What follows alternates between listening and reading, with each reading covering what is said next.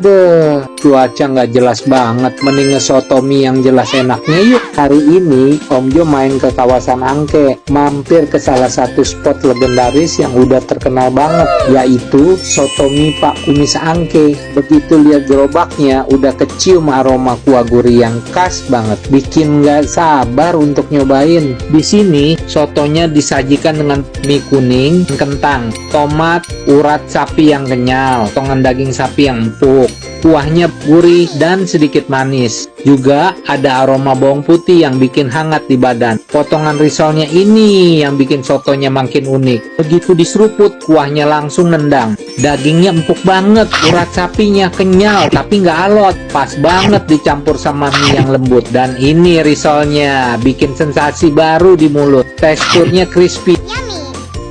Pokoknya bikin lagi deh.